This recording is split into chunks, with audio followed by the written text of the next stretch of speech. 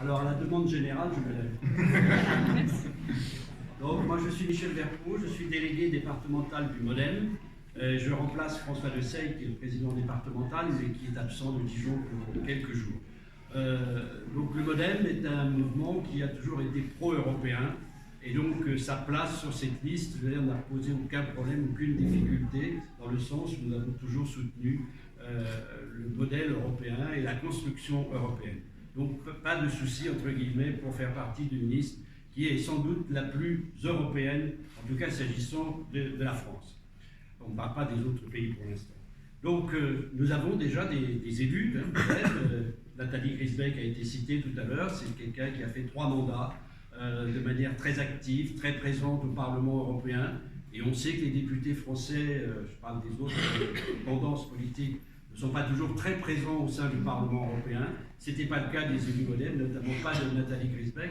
Pourquoi je cite son nom? Parce que c'était l'élu de la grande région Grand Est, puisqu'il y avait des élections européennes dans les grandes régions, je pense que tout le monde s'en souvient. Et on rappelle que cette année, eh bien, désormais, ce sont des listes nationales, il faut le redire.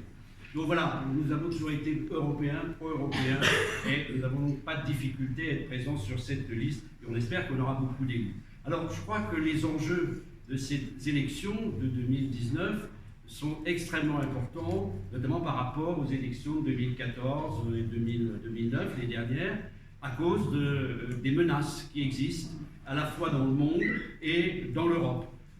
Dans le monde, ce ne sont pas vraiment des menaces, mais des concurrences très fortes, avec des blocs très importants, des pays très importants, la Chine, les États-Unis, on sait comment ça se passe, et même la Russie, aussi, même si elle est moins forte que les deux autres, mais c'est quand même quelqu'un qui est tout près des frontières de l'Europe. Et donc, je crois qu'il est important que l'Europe soit forte et que l'Europe soit unie face à ces pays ou à ces continents. Et puis aussi des menaces à l'intérieur de l'Europe. Ça a été évoqué, on parle des populismes, alors c'est un mot un peu commode pour parler de différentes choses, différentes situations, en Hongrie, en Pologne, en Italie, hein, tout près de nous, en Espagne aussi un petit peu, avec un parti d'extrême droite qui prend de l'importance. Donc il est extrêmement important d'être présent face à ces courants de pensée qui ne sont pas tout à fait les nôtres, en tout cas qui sont même très différents de nous.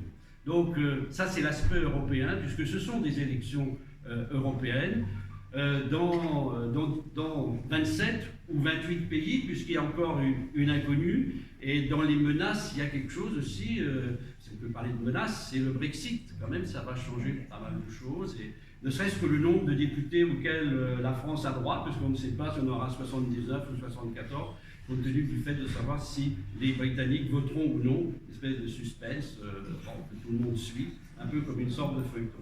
Donc des élections européennes, mais c'est aussi 27 ou encore une fois 28 élections nationales dans chacun des pays, avec des enjeux différents, avec toute une série de contextes différents. On ne va pas parler des autres pays, bien sûr, mais s'agissant de la France, je crois qu'il y a un enjeu important, me semble-t-il, c'est d'arriver en tête, d'arriver premier, ou première liste, par rapport à d'autres. On voit à peu près quelle serait la liste qui pourrait être la deuxième, ou peut-être même après, mais bon, on va pas rêver. Donc il est tout à fait important d'arriver en tête.